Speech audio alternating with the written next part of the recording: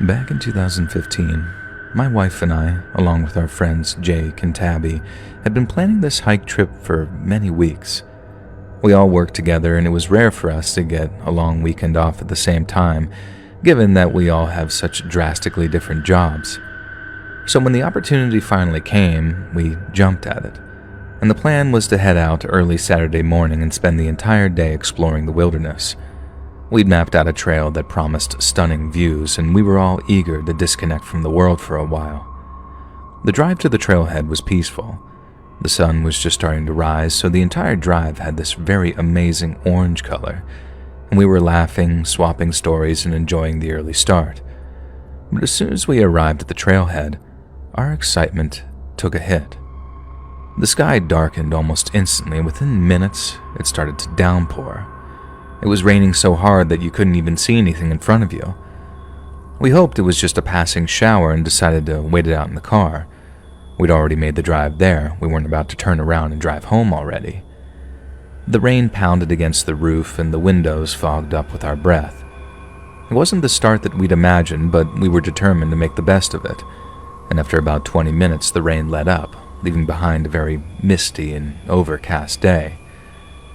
We debated whether that we should continue the hike, but the trail was calling us, and we didn't want to waste any time. So we grabbed our gear and headed out. We didn't get very far before the rain started again, this time even harder. It was like someone had turned on a faucet and we were drenched within seconds. We ran back to the car, laughing and cursing at the same time, trying to shield ourselves from the downpour. But as we reached the car, we saw something that made us all stop in our tracks. Standing next to the SUV was a young woman. She was soaked to the bone, and her clothes clinging to her thin frame were like rags. She looked like she had been through hell, and her hair was matted and her face was covered with seemingly dirt. And at first I thought maybe I was seeing things because of the rain, but no. She was definitely real and standing directly next to my car. Even more creepy was that she appeared to be looking into the windows.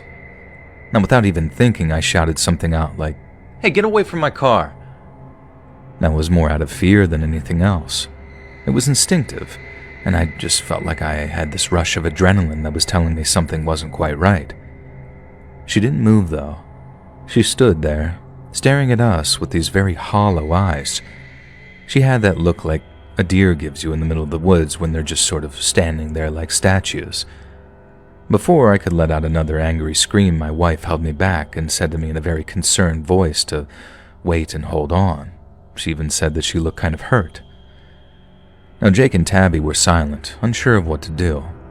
I didn't want to let this stranger into our car, but I couldn't ignore the fact that she might be in serious trouble. And so, against my better judgment, we all piled into the SUV, with a woman sitting behind the front passenger seat and my wife in the middle seat in the back trying to comfort this woman. The car was cramped, the windows fogged up again from the sudden influx of bodies, and you could just feel the tension in the car.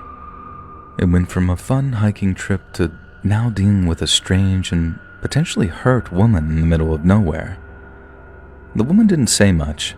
In fact, she didn't say anything at all, and she just sat there, shivering and staring straight ahead. My wife thought that she looked like she was maybe in shock, and she started to assume the worst. The woman had makeup running all down her cheeks, and was impossible to tell if that was from the rain or crying, and we tried to ask her where she was from and what had happened to her, but she didn't respond. I kept glancing at her in the rearview mirror, trying to read her expressions, but there was nothing there, just this sort of vacant look. The lights were on, but clearly nobody was home. Jake suggested that we should get her to the nearest gas station and call for help, and we all agreed. There was no cell service out here, so that was our best option. I started the car and we headed down this muddy road. The windshield wipers were working overtime to keep the rain at bay. Now, I know it's easy to say this now, but something just still wasn't sitting right with me. I know this was a tense situation, but that's not what bothered me. The way she just sort of appeared out of nowhere, her silence, with the way she didn't seem to be fazed by the cold or the rain, that's what bothered me.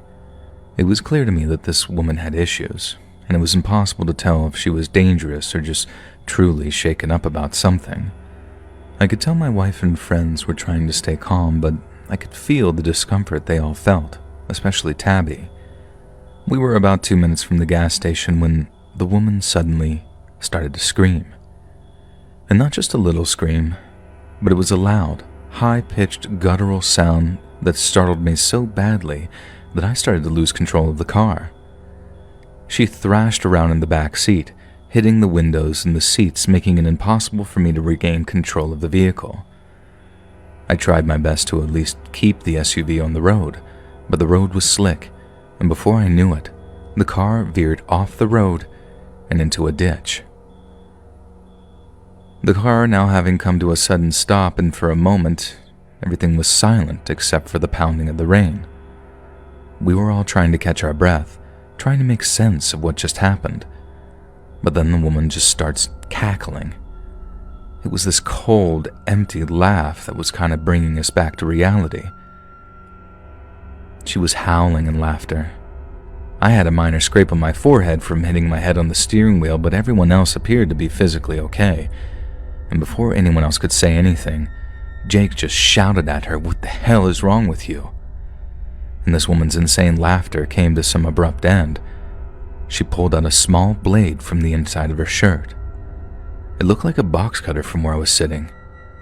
She put her left elbow into my wife's neck and then held the blade with her right hand to Tabby's neck. She said, "Give me all your money now." It was one of the most unsettling parts about this nightmare that was unfolding. It was that there was no trace of fear in her voice, only a sick sort of satisfaction. And we didn't argue. We just threw down whatever cash or whatever else we had, as we were all too scared to do anything else. My wife started crying. Jake was cursing under his breath, and I was just trying to keep it together for everyone. The woman grabbed the money, opened the car door, and just started sprinting into the rain without looking back. We sat there in silence with only the back seat door open, and after a few seconds I started the car again, and my wife closed the door and we drove the rest of the way to the gas station. We reported this incident, but by then, obviously, this crazy woman was long gone. The police took our statements, but it was clear that they didn't expect to find her. To this day, I have no idea who that woman was or where she came from. I thought maybe she was a meth addict or something, and I remember for a while after that I was looking up crimes in the area, but I never found anything that even remotely fit that description. All I know is that we were lucky to get out of that situation alive. This was one of the worst experiences of my life, and even though I was happy to get out physically unharmed, I still think about it, and it makes me sick knowing that somewhere out there, that wild woman is most likely terrorizing someone else.